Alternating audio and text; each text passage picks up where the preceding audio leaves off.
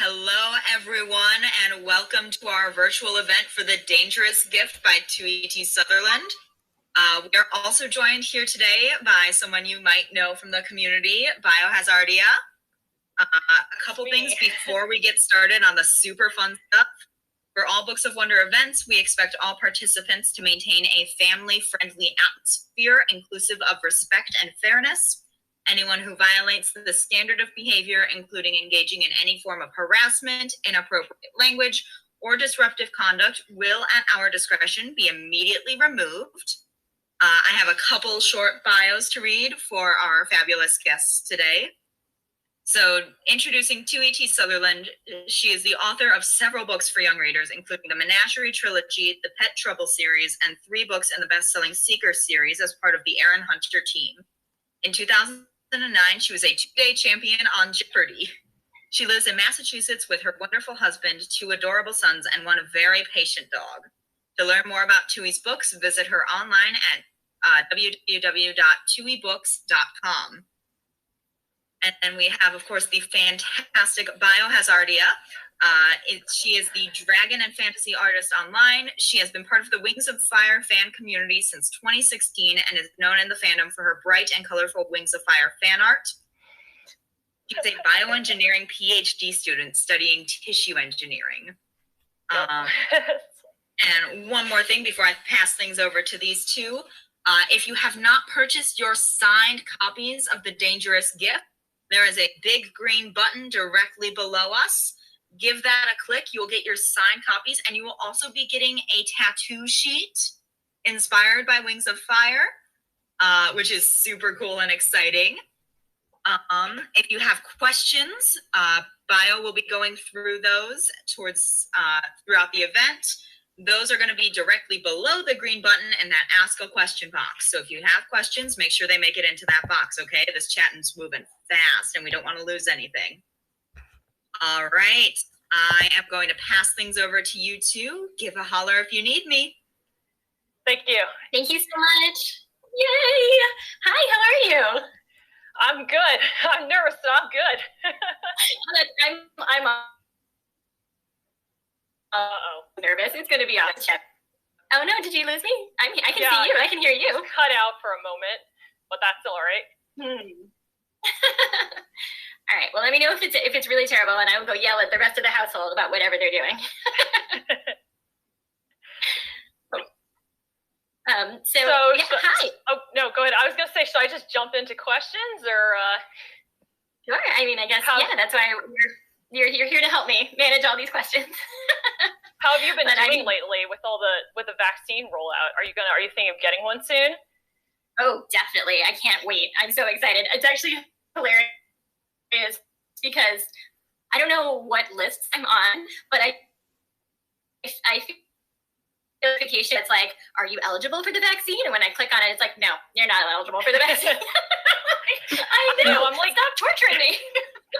I'm really on the line because I'm in health sciences and in government, but at the same time, I'm not actually a health worker. So I'm I'm eligible, but I'm is it morally right for me to get one, especially because I'm young and everything. So yeah, I'm sort of but at least my parents have gotten one, which I'm very thankful about. Mine too. They've gotten both of their shots, so they're going to be our little superheroes going out and doing all our shopping. they're partying. Totally. And my mom's like, pickleball, here we go. It's pretty funny. Yeah, she keeps trying to find loopholes for me. She's like, you're a PTO volunteer. I'm like, yeah, who sits at my desk and writes the newsletter every week? I don't think that counts, Mom. No, but April 19th in Massachusetts is when the rest of us are eligible. So I'm just hanging in there. Wow, nice. Yeah, my state hasn't announced yet, so we're just all sad, waiting and sad. But okay, I know everybody in the chat is excited for Wings of Fire stuff, Wings of Fire questions. So we'll get to that. I know you said you had some questions for me too. Yeah, I do. So let me ask a couple questions first, and then you can totally lay it on me because I have always ever since I met you, I've brought books of questions to your events, so I deserve to be asked You deserve to ask some for me. Excellent. So the first one that we talked about is, I know lots of people are really hoping for more LGBT representation in Wings of Fire, specifically gay male relationships. Like, everyone's so happy about Sundew and Willow, but perhaps like men and men relationships, or potentially even trans or non-binary characters. I know there's some people who like having dragon characters like that would mean the world to them. So are you thinking about it at all, or? Yeah, definitely. It's something I think about all the time. I mean, Umber is out there, and I want him to find love. Poor boy. Sure. He needs on-screen time. I know, poor Umber. Like hiding in the reeds. Maybe he's out there having a magical relationship, and we just haven't gotten to see it yet. But yeah, no, it's definitely something I think about a lot. And like, I want this to be a world where everyone feels welcome and supported and represented. So, I've said before, I do hope that like fan fiction writers feel free to do that, to introduce that kind of representation as well. And it's something that I'm always thinking about and hoping to include more of, because I do think it's important. And I feel like there's so much more representation going on now that makes me really happy in the books that are out there. Can I start plugging books by other people? Go for it. This is one that I'm about to start reading. This is Cemetery Boys by Aidan Thomas. This is supposed to have really good trans rep. I'm very excited about that. The Backstagers graphic novels are just super wonderful. I was actually like a backstage kid. Like I did a lot of stage crew when I was in high school. I would try out for the plays, not get in, and then hang out backstage instead. So these are great people, and this is a wonderful representation as well. Alex Gino is, I think, one of the best voices out there for representation for trans rep and non-binary rep. And same with Case and Calendar, who does a whole lot of these things and is somebody that everybody should be paying attention to, I think. And then the Tea Dragon Society, for people who love dragons. I really want to read that one. Oh my god, they're so cute. They're graphic novels, and they have the cutest little dragons. Oh my gosh, it's like completely different from mine, but look at these cutie pies. Oh my god, they're so cute. I love the creativeness of like putting the little aspects of like the different teas and the dragons. Yeah, and like giving them all different like tea names. Oh my god, it's just the cutest thing, and you just want to hug all of them. And then yeah, so these books are very wonderful for both representation and for dragon lovers.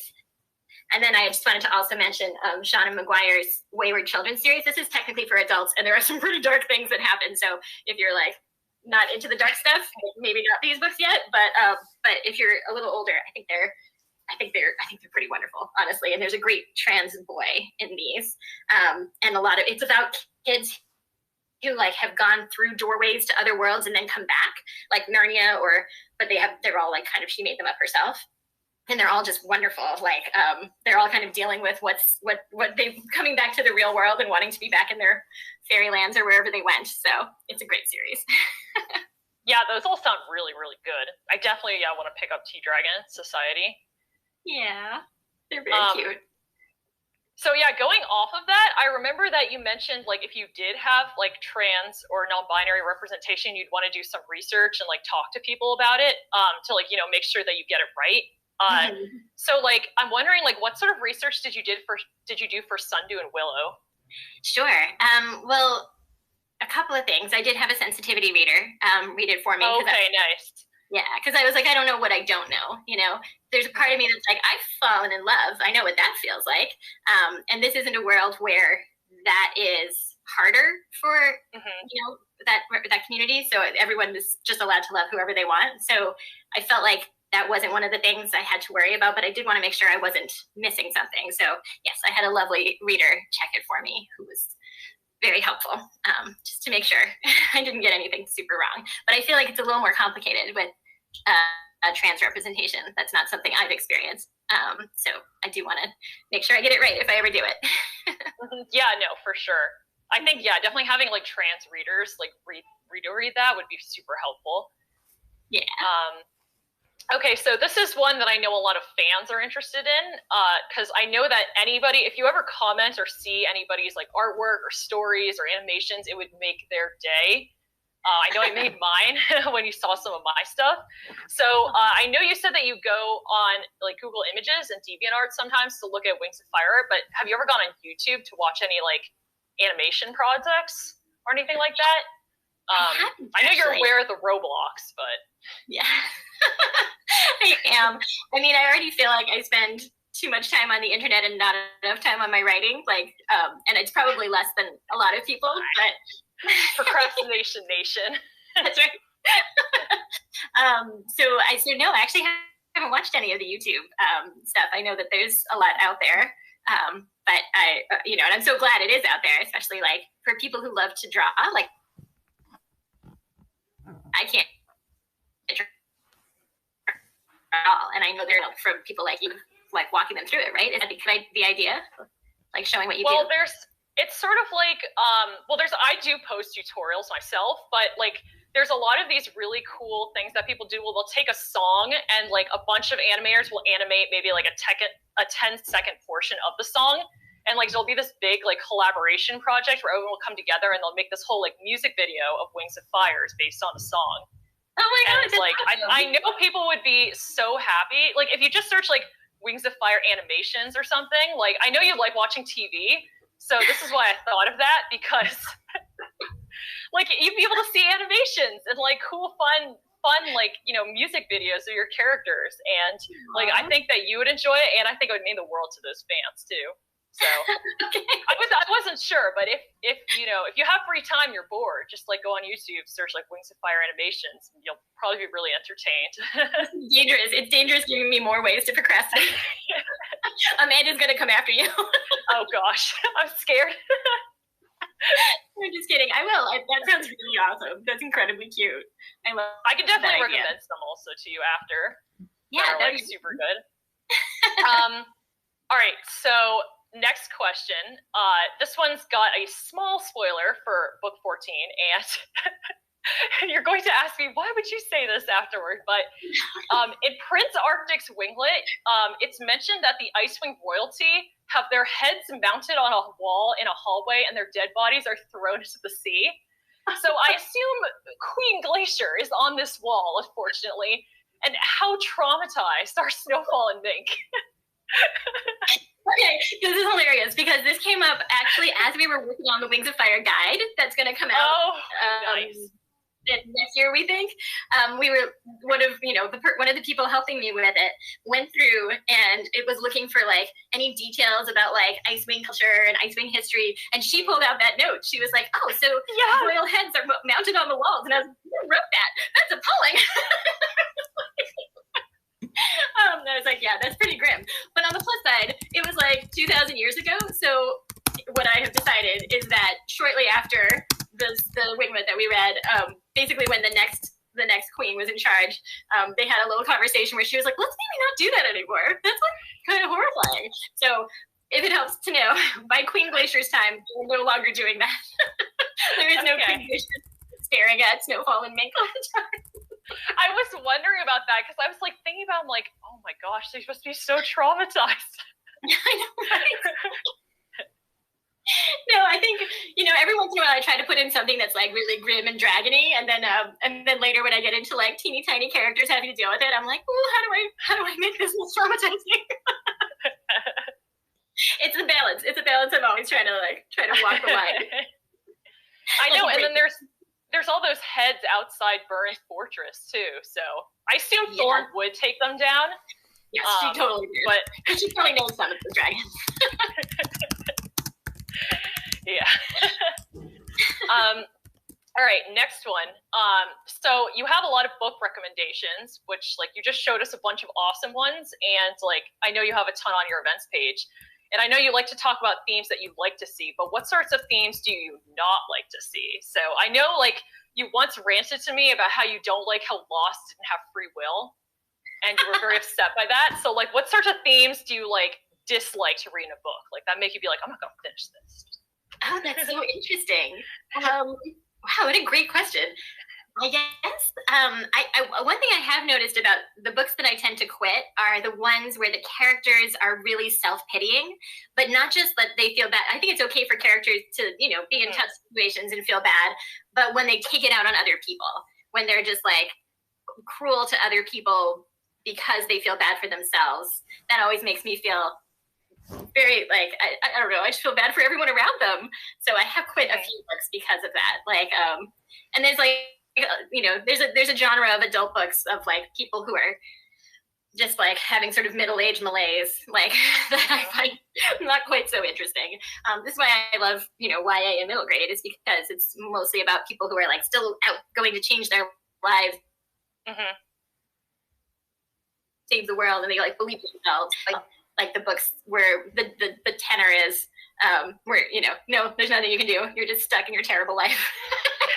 I'm like me. I've definitely found that with some like of the kind of like set in the real world, like middle age, like adult books, that they tend to be just very slow. Yes, I totally understand what you mean by like the middle age malaise thing. It's like, come on, go get up and do something. Here's a great quote from like, I think it's C.S. Lewis, who wrote a whole thing about fantasy worlds. I'm trying to think if I have it here. Yeah, it's probably in one of these, where he talks about like how when he started out, he was like trying to write adult books. So he was like, okay, so nothing can happen for the first 50 pages. It just has to be like people sitting and having boring conversations. Like I have to keep it. And then he was like, wait, I think I would rather write children's books, actually. So, and then those are the ones that became famous. Awesome. Right, yeah. And it's true. Actually, Lion and the Witch and the Wardrobe like jumps right in. Like the action starts in like the very first chapter. It does. It really does, yeah. Okay, so I'll ask one more question, and then I remember you had questions for me. So there's tons of poor Mudwing fans. I know you've been asked about this a lot, but many Mudwing fans who are sad about no Mudwings. I know we did have a little bit of a Mudwing on screen in book 14, but will there be more Mudwing lore or like another book about Mudwings? I know that you said the guide has like a good chunk of Mudwing stuff. Yeah. Any hope for the poor Muddy fans out there? Oh, Mudwing fans, I love you. It is a really good question. Like they haven't quite fit into what I'm doing, and I said, I keep wanting to go back to Umber and Sora and what's going on with them. So I don't know yet. I do know, like you said, it is going to be in the guide. I've written a whole Mudwing story for that I think that will like answer some questions and like give you more of a glimpse of like what regular life in the palace is like there. Oh, yeah, people love that. They like the regular, like just regular life. What's everyday life like for like, normal civilian Mudwings going about their day? Yes, exactly. Because I think it's the whole reason I wrote that is because I'm so like attached to my own sister that I was like, wouldn't it be interesting to have a society where like sibling is your most important relationship, and what's that like? So yeah, no, I love the sibling. So I do think in the Mudwings. there's yeah, it makes them so unique. I do definitely agree. Like having the whole society based around siblings, when like especially the Dragonets of Destiny were so like parent focused. It was very interesting. But I really like how like at the end of the first book, it's sort of tied back into like their like found family, even though they're siblings, sort of, as well. Yeah, absolutely. I do think that found family is one of my favorite themes. So. All right, so I know you said you had questions. What questions do you have for me? And I'm like, oh. Yeah. Oh, I was just curious. I was just curious because I love your art, and I'm going to show off some of it if that's okay, because I have my Beetle bag that you gave me the first time. Oh my gosh, you still have it! And what's funny is I gave it to you. I remember I gave it to you way back on the day that book 11 was released. Oh, and wow! Funny enough, all the protagonists lined up. It's all the paternal protagonists. I'm like, oh yeah. Somehow I guessed it. I don't know how, but yeah, you're totally right. And Luna, oh my god, that's awesome. Yeah, and I have the one you gave me, I think last time I saw you, which is the Dragon Slayer one. Oh yeah, because it's Rose and Smolder, I think. Excellent. Yeah, I mean, honestly, Rose. I actually like. It's funny. It could be. Sorry, go on. Yes, that's uncommon. I actually bring this one with me to all my events. Like, I carry this around. It has made it a little harder to like wander anonymously through festival crowds because they're like, wait. Easier to spot me, but that's okay. I'm really glad you used it. I remember when I was thinking of getting something for you, actually, like I was really worried. I was thinking of either getting you a bag or a pillow. And some people would get her a pillow as a joke, but I'm like, well, what if she doesn't want to put it in her house? Like, wouldn't that be awkward? And then somebody else was like, no, a bag is practical. Get her a bag. That is true. I mean, honestly, I love bags and pillows. Both of those are very on brand for me. So, but I love this. I love this bag so much. Do you have like a favorite tribe that you like to draw? Are there like particular tribes or dragons that like are favorites for you? I'm definitely, I think, most familiar with drawing Nightwings, just because like I kind of got into the series with Darkstalker Legends, so I drew a lot of Darkstalker and Clearsight and things like that when I was like kind of starting in the fandom. So Nightwings are very comfortable to draw. I also really like Rainwings just because they're like so colorful and they don't have. This is sort of an artist thing, but like plated scales are like difficult to draw. And like Rainwings don't have plated scales. They have more of like snake-like scales. So those are a lot easier for me to draw. I can say definitely the tribe I least like to draw, and my fans know this, are the Hivewings. Their scale patterns are so confusing. And then also with the like banding stripes, it's just like, it's so hard to like get the perspective. And I'm like, and the like crazy wings. The wings are also, I would think. Yeah. The double wings are always harder to fit in as well. So, yeah. Oh, I like drawing sea wings too because their glow scales are really fun. Oh yeah, that's been interesting to watch in the graphic novels to see how he deals with the glow scales in those scenes. It's been really fun for me to see. Yeah, no, those look really cool. Mike Holmes does a great job, and Marta does an amazing job too. Yeah, with the colors. Oh my gosh. What was my other question? Oh, I was gonna ask, because people are always asking me for like advice on drawing dragons, and obviously I have none because I can't draw at all. So I was just, I guess you mentioned you do tutorials, but like if people are trying to get better at drawing dragons, do you have any advice for them? Yeah, so I do have tutorials on my YouTube for like drawing some of the Wings of Fire dragons. I think one really good thing as well is to actually like trace like Joy Ang's drawings or like trace the artwork of an artist that you like, but do not post that unless you have the permission of the artist. That's definitely something pretty big. But if you trace, like if you're really like starting from like scratch and you're like, I've never drawn anything before, but I really want to get better at it, like actually like kind of just tracing artwork and figuring out like how the shapes sort of fit together will really sort of like help you start to like figure out, okay, this is like how a head sort of goes. Like these are the shortcuts to drawing wings. Like, like I know some people aren't fans of tracing, but I definitely am, as long as like, do not post it unless you get permission. And if you do post it with permission, then credit the artist, the original artist. Like I usually let people trace my drawings as long as they post credit, because I know it really, really helps young artists. Mm-hmm. Another trick, which your teachers might not thank me for, is doodle in class. I'm sure many of you guys already doodle all over your homework and all over your class notes, but doodling in class is just like a good way to practice. And like, I mean, you're sitting, maybe you're bored. Also listen to your teacher, but like, doodle too. Yeah, I think it's actually really helpful. I mean, I doodled all the time. I mean, my doodles were dreadful. My doodles were like little alien monsters, but just like have something to do with your hands so your ears can be listening at the same time. I think I'm all for it. Especially right now when they're on Zoom. Oh my God, all the kids on Zoom, like who are super fidgety, I feel like need to be with their hands at the same time. Yeah, no, Zoom is definitely very difficult when you're not in like an actual class setting with people. And it's so tempting to just kind of like have a video on the side of a movie. Oh my gosh. Yes, I've seen kids in my kids' classes get busted. Oh, really? Oh, God. We're having other things going. My kid is like, oh, I can tell because I can see things flashing in their glasses that are not what we're watching. And I'm like, oh no. They're good. They know. Oh yeah. kids are I can only imagine like what it must have been like for teachers at the beginning of like the whole virtual learning thing to try to like switch over. It's so hard. They've done such a heroic job. I'm like madly in love with my kids' teachers, like for how hard they are trying and how like every single day they come and are like, okay, here we go. And I have enthusiasm again. And I'm just like, it's so hard. You have all my sympathy. They're just awesome. I mean, teachers in general are awesome. They work really hard. They deserve the vaccine. Yes, definitely. And also like millions of dollars. Like, can we please like quadruple what all teachers are paid is what I think. For sure, yeah.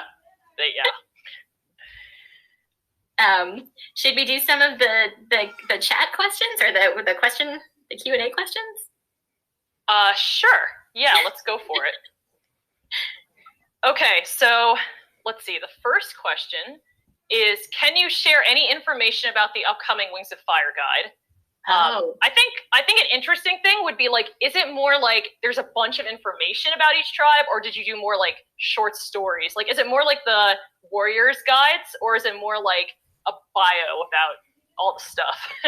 Like, oh, Mudwings have a population size of this. They live in homes like this. Their imports are this. Their exports are this.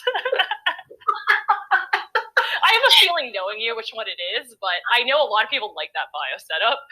That's so funny. Oh my God, I love that image. The imports and exports in each kingdom.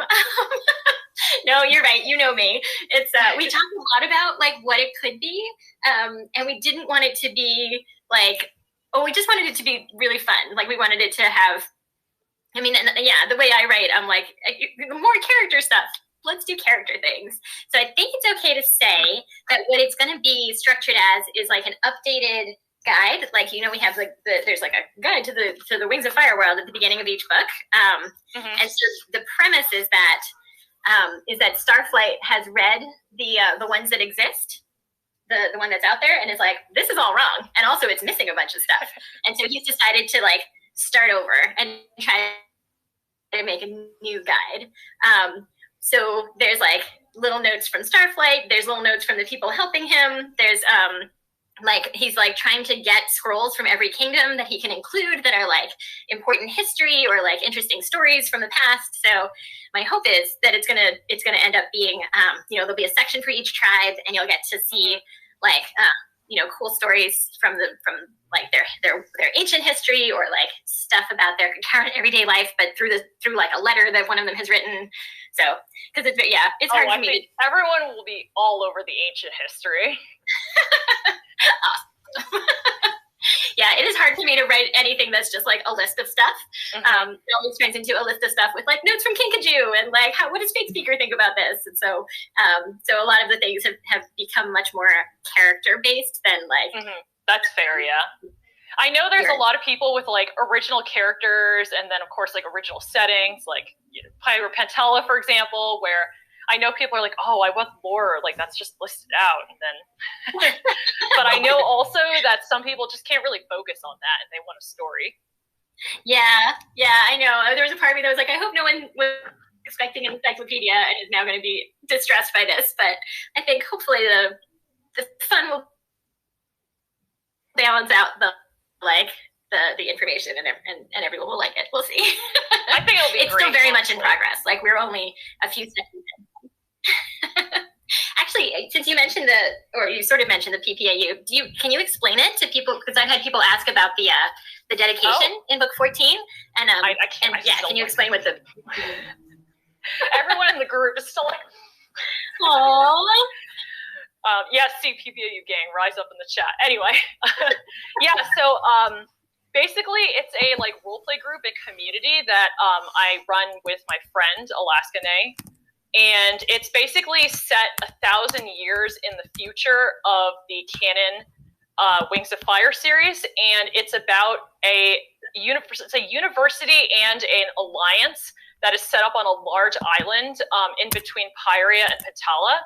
And they basically try to teach dragons from all 10 of the tribes, but they also like go on missions to keep the peace between all the different tribes. And there's like, if there's like potential I guess, tensions between certain kingdoms. They'll try to resolve that, sometimes successfully, sometimes unsuccessfully. But I actually have the zine with me that we gave you a while ago. I guess I'll show that on camera. So this is like a collaboration where like different people from the group drew their original characters for it, and then we like turned it into a zine. And this is like the castle that like they all live in basically together. Yeah, so it's like a community and like about artwork and writing, and like it's about Wings of Fire, but also set in the future. And I have to ask, in book 14, you mentioned there's like a very large island in between Pyre and Patel. Is that like a... It's a shadow. It totally is, yeah. Okay, because like, yeah, we caught on to that and we're like... I just love that idea.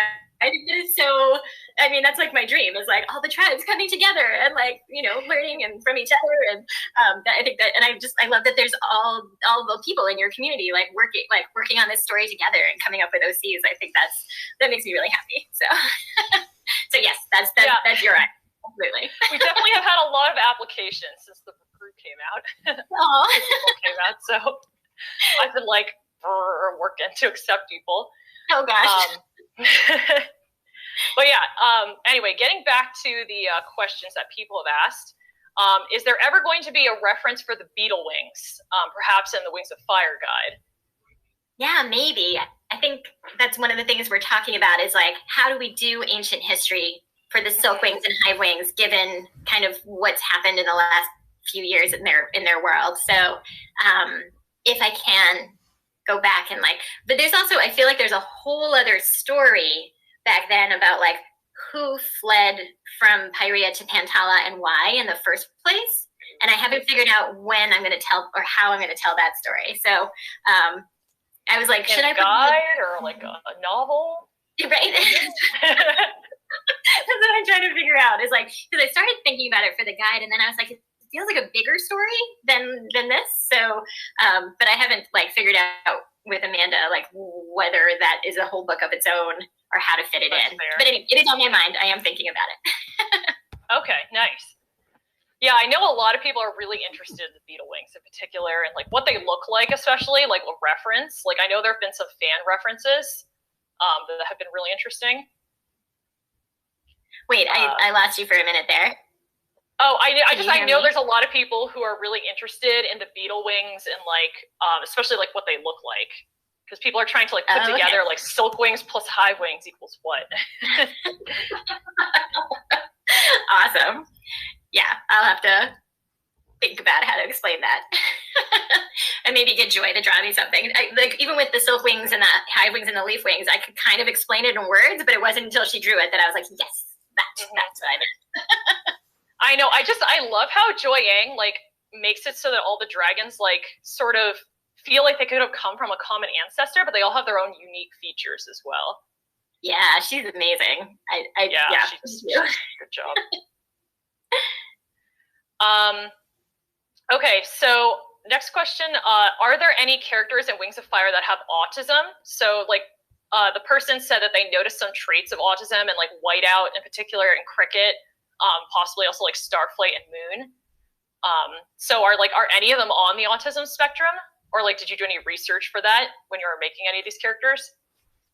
I don't want to say like they are exactly this, because I don't want to be doing it wrong. You know, to me, like everyone is a little different. They definitely, I would say Whiteout is the most like atypical, neuroatypical.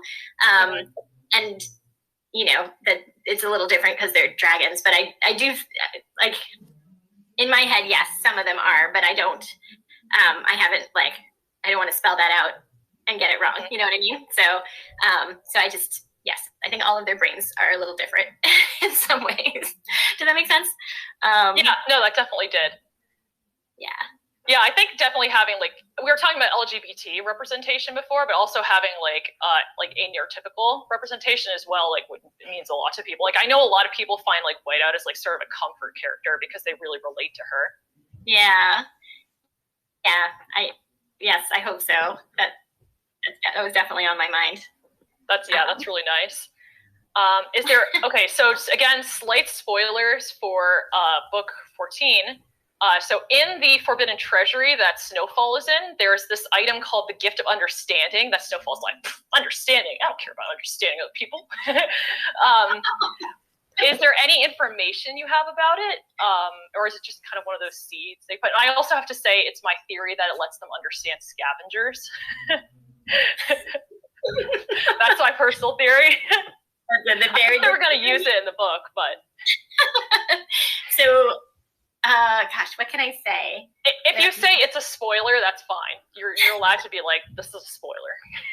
It is like, well, you kind of said the word seeds, and that is something where I have all these like other stories going on, like in the background of my head that like I try to plant the seeds for in the hopes that I can eventually come back to them. And that is one that's connected to something I actually started writing and haven't finished. So I can't explain it because it would be a spoiler, but it is definitely a seed for an idea that may eventually turn into something. But I'm glad someone noticed it. That was definitely, I was like, sneak this in here and see if anyone. Oh yeah, I definitely think a lot of people picked up on it, and then we're kind of sad that that like it wasn't like picked up or no there was no information about it. But yeah, if there's another story about it, everyone's gonna be like, oh, let's go get it. Here's a question that's being asked a lot in the chat, but I know a lot of people have asked you about it at other events. Do you have plans for an arc 4 after arc 3 ends, or are you more interested in doing like short stories, or are you kind of getting tired of writing about dragons and you're thinking about doing another series altogether? Oh gosh, I mean, I don't think I'll ever get tired of writing about dragons because they don't, they're all so different on the inside that like it doesn't get boring really. But I do have other ideas. There's a graphic novel I really want to write that's about humans. About like in a completely different world, or about the humans in the world? No, set in our world. It's sort of a love letter to the fans. So it's like about humans who are readers and artists and writers. So we'll see if I get to do it. I always have like 8 different things in my head, and like which ones get finished is sort of a matter of like who asks me for what and what ends up having a deadline. So that's why book 15 so Amanda's decision. That means we're gonna get our Kibley X Winter fan fiction soon. I'll see what I can do. I don't know yet about a 4th arc because like 5 books, I'd have to have something that would carry me through. Like it was very, like when I got the idea for book 11, I was like, oh, I know, like, even if I don't know all the details of the plot, I do know, where it's going to start, and I know what the themes are and the characters that I want to get into in these 5 books. So that hasn't happened yet for an idea for the next, but this is around, like, usually as I'm writing the last book in the series is when I start figuring something out. I do have ideas for other related books that would maybe stand on their own. So yeah, really I remember in quite a few interviews you've talked about how you have ideas for like, oh, the tree wars and this whole like thing with Glory in the rainforest, and then like what happens after Dragon Slayer. I'm like, oh, there's so many single books. Yeah. I don't think that anyone would be sad if you took a break and wrote those as well. Oh, thank you. Thank you for saying that. I mean, I think in general your fans will support you with whatever you decide to write, but well, thank you. It is always weird to be like, but if I don't write 16 through 20, like, it's like jumping off a moving train. So what if the train leaves me behind?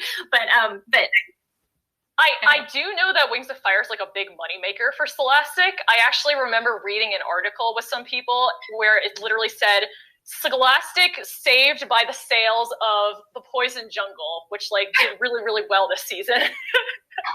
like it saved their quarterly like revenue. I know I'm getting into adult language. I'm sorry, guys. That's so funny. I don't think I saw that. That's really cool. It listed Poison Jungle like alongside a couple of others, but it was like these are the books that kept our revenue alive. And I'm like, oh, so Scholastic might want to continue. I mean, I'm so grateful to Scholastic, the like support they've given these books and the covers they've given these books. I mean, and just the people working on like everyone behind the scenes is like, I just love them all so much. So, you know, this is probably the first series I've worked on where I feel like I can just keep going and like they're not going to stop me. So at any point. So I am happy that it works for them as well as it works for me, you know, because they're so lovely. Okay, here's another question about representation. Are there any asexual or aromantic characters? This person said, despite me generally being a major character shipper, I do want to see a character who does just 100% not really want to be in a relationship, anything other than something platonic. Yeah, I saw that question. I thought that was really interesting. Like, I think there are definitely characters, you know, who are not interested in relationships at the moment. I don't know that I haven't like put them in a box yet to decide like forever, is that how they feel? But I definitely think, you know, like I'd say Queen Snowfall is someone who is not at all interested in relationships right now. but yes, no, I haven't like zeroed in on a dragon that I would say like is specifically that asexual or aromantic. But I think it is an interesting thing to think about. I mean, clearly there are people out there who... no, for sure. And they definitely would be, again, happy to be represented and mean a lot to them. I know that there's some people who have like a headcanon that Sunny and Snowfall are aromantic, but then I know you said something about a pairing for Sunny, so everyone's in question. Yeah, she hasn't met her dragon yet. And I, you know... I think she's pretty happy, like with her family. Like right now, she's very happy with her family and her work. So we'll see what happens with her. So I don't want to say never for any of them. Okay, but I think it would be cool if in the future. I mean, if you want to, but I think it would be like it would make some people really happy if in the future there was a dragon who's like, you know, I'm asexual. I have friends, but I don't need a relationship. Yeah, totally. Are there any superstitions or beliefs surrounding the 3 moons? We know that there's a brightest night superstition, but is there a darkest night superstition? Oh, interesting. For like when all the 3 moons are new moons, so there's like no light in the sky. Yeah. I think probably. I'm trying to remember what I've, like, if I have any notes on that. That might be something that comes up in the guide. So I'll save that answer for... Okay, yeah, I think people would find that super interesting. Yeah. Here's another Mudwing question. How do the Mudwings name themselves? Do their parents write the names on the eggs? Do the Big Wings name their siblings? Since they're all hatching alone, how do they name themselves? That is an answer you will get in the guide. That is okay. We find that out in one of the stories. Yes, no, you'll find out in the guide. That's definitely a question that I've been asked before, is like, for like the PBAU lore, and I'm like, I don't know. I think Tu needs to answer this. I mean, I think that, well, like a little answer I can give is that they hatch near a village, and there are other dragons around. So I think that they don't name themselves until they have learned a bit of the language from the dragons around them, and then they kind of choose their own names. But I get into it more in the guide, so if that helps at all. All right, since you're coming up on finishing the 3 arcs of Wings of Fire, do you feel that you've told 15 different stories or only 3 different stories among the 3 arcs? I feel like 15 because to me the books are more about the characters. So the fact that it was 15 characters, like each of them has their own like journey that they go through, and they each save the world a little bit their own way. So yeah, to me it does feel like 15 different stories, even though they're like connected. Does that make sense? I mean, I could definitely see that because they're like all the different individual stories of each point of view. Like they definitely all have their own story to tell. Yeah, exactly. Let's see. This is another kind of guide question. So again, it might just be in the guide. But will we get an expansion on the tribe cultures and customs? For example, Skywings believe in reincarnation. Sandwings have festivals. Icewings have their great ice dragon mythology. The Wings of Fire world has so much potential for all this. Will all this stuff be in the guide? Yeah, I hope some of it will be. We're still working out exactly what will be in each section, and so some of it might be like, I think it would be kind of cool for the Icewing section to have like like a story from that's like their mythology about the Great Ice Dragon. But I don't want to promise anything until we have it all worked out yet. So that's fair. So, but I think that's out of curiosity, how many people are helping with the guide project? I know it's like you and Amanda, but is anybody else also working on it? Uh-oh. I think you might have cut out a little people bit. who were on the Wings of Fire forums a long time ago. Oh, can you hear me? Yeah, I can hear you now. I'm still here. Yeah. Okay. There's a girl named Sarah who was on the Wings of Fire forums, one of the moderators for a long time. Yeah, you actually might have met her because she was at the DC event, I think. Oh. Anyway, like, yeah, a long time ago. But anyway, she's lovely and also like kind of a Wings of Fire expert. So yeah, she is definitely doing a lot of the like the research and like some of the like helping craft the stuff that's going to go into it, which is very helpful, especially right now when I'm working on book 15. It's like it's a huge project, and you're working on book 15. So I totally understand. Like, it's just helpful even to have people to organize things. Yeah, absolutely. I mean, and Amanda's great at that too. Like, I'm lucky. Hold on. Next question. Do you have any other plans to have a fan character in the series, or like a character raffle, like with Typhoon? Man, the problem has always been like the timing of it, because things like the books get written so fast that like that I haven't got anything figured out. And I'm not sure I'll have time to put one in book 15. It's something I think about a lot, and then I'm like, how do I structure this, especially as a person who's like not really on social media very much? Like, how do you set up a contest? I'd have to do something. I'm pretty sure you could get, maybe Talon could do it, or like I don't know how you would like be able to like get everyone to donate the money in like a safe way. Yeah. But like, I definitely think there could be ways like you could organize it on like some sort of platform. Yeah. And I think people would find it really cool. And then you could make it like, $10 per person. You could like donate, and then like all of it goes to charity. Yeah. And then like it's like a raffle, as opposed to like an auction where it's like only the richest person can get their character in. Yeah, no, that was exactly what I was picturing, was like a more of a raffle style if I do it again. I mean, yeah, I'll talk to the behind the scenes people and see what we can do, because it also is like, if it was say book 15, like who, like I can't fit all kinds of dragons. I understand what you mean. Question. But if it was in the guide, you could maybe.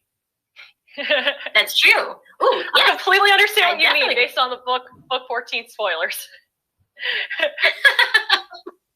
Which I think we're going to save till the end. We're going to do maybe like for anyone who hasn't finished book 14 yet, we'll do like a couple of book 14 questions at the end, maybe, if we have time. Mm-hmm. Right? Okay. Although we're almost finished. We've only got about like 12 more minutes left, which is crazy.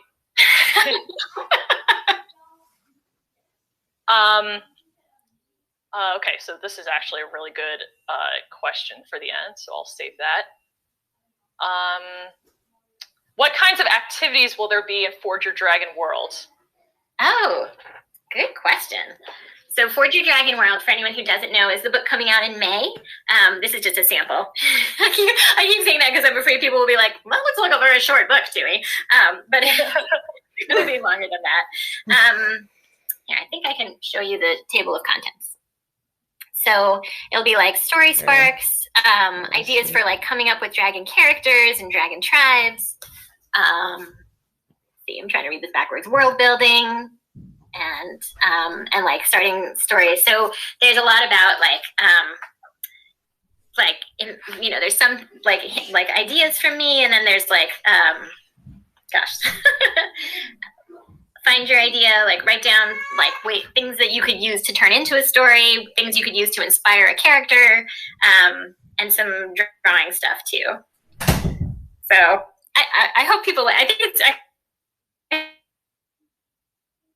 pretty cute. This again, Sarah did and then I went through it, and it has a lot of like fun art from the graphic novels in it.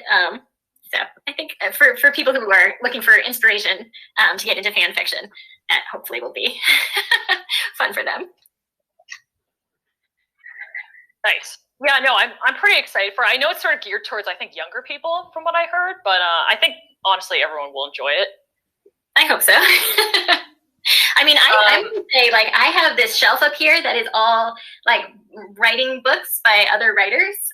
And even I, like, will occasionally be like, oh, I'm so stuck on this book. I'm just going to go read my favorite writing book by like Amy Tan or Ursula K. Le Guin, you know, like I just pull them off, like, so, you know, I still find like reading ideas from other writers inspiring, like even this far along. Let's see. Next question. Will you ever plan on making a Legends about the origin of animus magic or more about the rules of animus magic? Something a lot of people are interested in. A lot of people like to make Animus OC, so. Yeah, I don't currently have plans for that, for an Animus Legends. Or like maybe you could like fit it into the guide. Yeah, yeah, maybe. But it's also tricky with magic because, like, to like pin it down too much, I worry, like, I don't know, it makes it like, where does magic come from? Oh, I don't know. I think it's such an interesting thing to think about.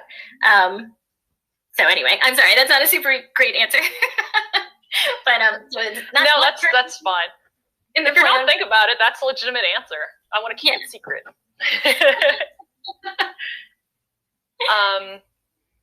Do the Nightwings still have the gift of diplomacy after the events of Runaway? Because, you know, they like ran off with the bracelets. If not, what happened to the 3 bracelets?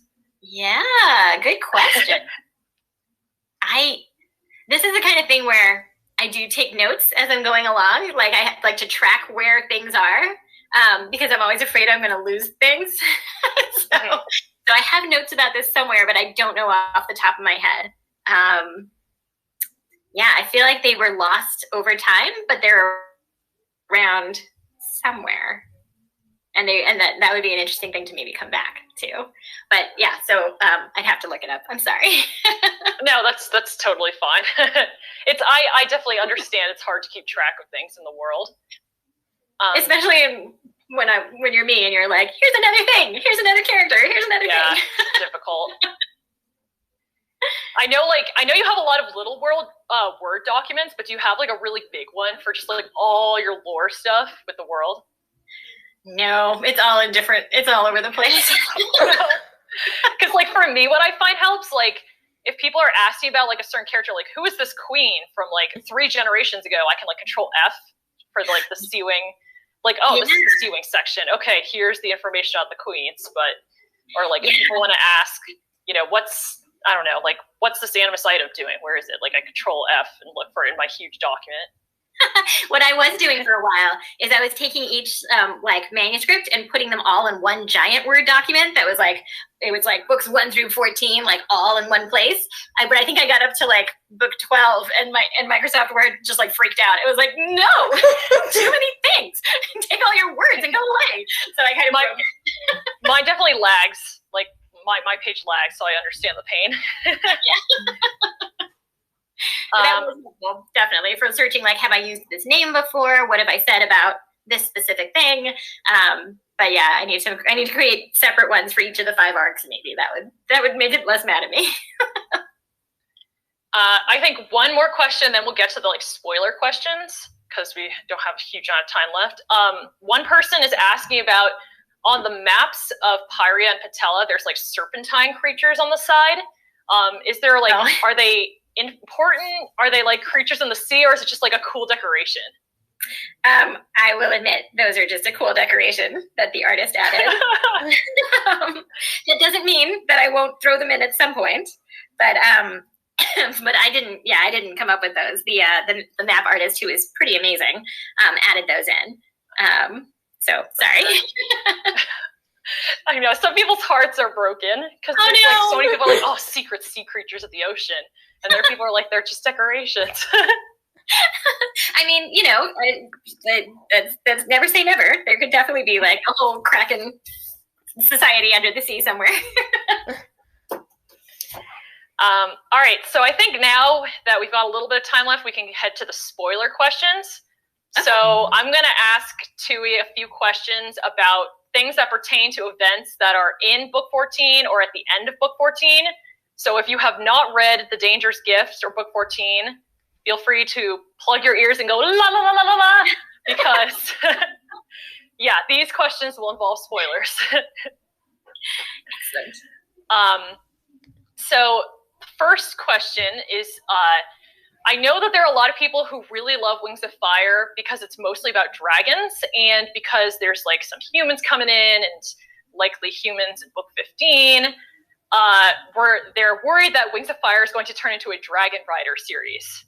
So other than like the Dragon Slayer arc and after like the finale of arc 3, are you planning on making humans a major component of the series? Like, is there thoughts about arc 4 being about like dragons and humans coming together and like the misunderstandings? Or you think it's just going to be like they coexist, but the dragons are going to do their own thing? That's a great question. And because I don't quite know what's coming after book 15, I don't have a great answer for it. What was interesting to me, it's funny because I've talked about this before, how I'm super interested in like the characters that you don't know what's going on in their heads, and then like getting inside of them and doing like the POV switch, and like and that's like why I wanted to write this in the first place, is I was like, I want to know what all the dragons are thinking in these worlds where there are humans, and I want the humans to be the ones that we don't see. But then after writing a whole bunch of books about them, I was like, now what are the humans thinking? What's it like to be them? So I just kind of did that, and then it fit with my like sort of the theme of like trying to understand each other. You know, like I want the tribes to start, you know, communicating more and understanding that, like, you know, not all sky wings are the same, not all ice wings are the same. And then I felt like starting to reach out to humans would also be really interesting. So that's why what happens in book 14 happens. But I feel like there's still going to be a lot of dragons who don't interact with humans, and will have their own stories going on. So, and I also feel like there's going to be some bumps in the road. The dragons who are like, sure, nope, eating them anyway. Yep, I could definitely see that. That's why, I thought there's like potential for like a arc 4 idea about like humans and dragons coming together, the misunderstandings. The dragons were like, no, I want to keep hunting. Yeah. But, like, at the same time, I also know there's fans who are like, I like a dragon-only book. Like, Wings of Fire is unique for being dragons only, and, you know, like, I don't know if I want humans in the main series. Right, so I can totally see that. Yeah. I mean, I would say, like, the dragons are always going to be my priority, because that's the whole heart of the series. For sure, yeah. I'm curious, about, like, I think there's potential for a lot of, like, dealing with interesting things in the, like, trying to build communication with, like, a species you didn't think was sentient before. Yeah, definitely. Next question. I know that because of the interaction between Sky and Snowfall in book 15, book 14, sorry, there's a lot of people who, like, ship them. What are your thoughts on this ship? I think that's really sweet. I mean, I will say it was definitely not in my head. Like, there was, but for me, I think Snowfall is not as much romantically attracted to him as she is, like, just sort of enchanted by his weirdness. Like, she's never a dragon like him. Like, he's so different and, like, kind of adorable to her. So it's not that, I mean, they barely know each other, so they haven't had a chance to totally fall in love. Shippers, they'll just, like, they touched hands. It's a pairing. I am, like, completely that person when I watch TV, so I get it. I'm I get about everything. So, but yeah, so for them, there's a lot going on. They don't have a lot of time to, like, start dating and, like, figure out if they like each other. And, I'm not sure. I feel a little bit like Clay is sort of oblivious about that kind of stuff still. Like, I mean, I think he would be very startled if anyone told him he had a crush on him. He'd be like, what does that mean? Is it like how I feel about scales? So I think that, they're very young, obviously, and there's a lot of stuff that could happen in the future. But It'd also be difficult. Sorry? I was saying it would be difficult because poor Sky wouldn't be able to survive in the Ice Kingdom. This is true. There would be many obstacles that they would have to deal with. Yeah. But I like the idea of her having a friend who has no expectations of her and, in fact, would just like her the way she is. I mean, like, Lynx is a little bit that too, but Lynx also like is very aware of what Snowfall has to deal with, whereas Sky is like, let's just hang out and talk about turtles. So I think that she kind of, you know, could handle having a friend like that. Yeah, no, definitely. And then another question, this one's again more on the gruesome side. What happens to Jerboa 2? There's Jerboa 1, who was terrible. Jerboa 3, who we know, and then the mysterious Jerboa 2, who is just alluded to. I mean, I think I definitely intentionally left that unspoken because I don't want to get too grim. Just imagine the worst thing. Whatever your worst imagination is, that's it. Is that what or you know what? Do imagine something happy happened and and they escaped maybe. I don't know. So yeah, I didn't want to get into that because I thought it would be nice and ominous to just leave it unspoken. Like what go and do. People's imaginations definitely ran with that. Oh no. And another question was, will Snowfall ever get to have a talk with like Hailstorm about what it's like to be in another dragon's head? Because a lot of people like kind of saw this comparison with like Snowfall being pulled into other dragons' heads with the gifted vision, and then like Hailstorm lived like half his life as Pyrite. So like, will they ever be able to have a talk about that? That is really interesting. I mean, now I'm imagining it. It's hard because Hailstorm doesn't like to talk about it, but it might be good for him to like. What if Snowfall orders him to talk about it? She could totally do that. Come and have a chat with me right now. We're gonna get our PTSD together. Yeah, so I don't know.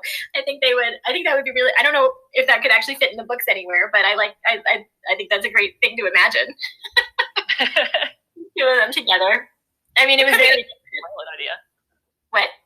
It could be an interesting winglet idea. I know Amanda's mad at me for saying that. No, that is true. That's very interesting. Poor Hailstorm. So I see we are now over time, but Books of Wonder has not come in to stop us, so I could just keep going all day. Oh, here they are. Sorry, I was just waiting there. It's just about time for us to get going, unfortunately. Thank you all so much for your questions, though. Yeah, those are great. Thank you guys so much for handling the moderation of this and being in conversation with Tui. That was so much fun. Thank you so much for inviting me. Yeah. I do want to remind everyone. Sorry? Thank you. Want to remind everybody. Sorry, sometimes Crowdcast gets a little cranky after the hour mark, and it's just like, no, I'm done. Leave me be. I do want to remind everybody before we depart completely, if you don't have your signed copies of The Dangerous Gift, when you order that through our website, you will get a cool tattoo sheet.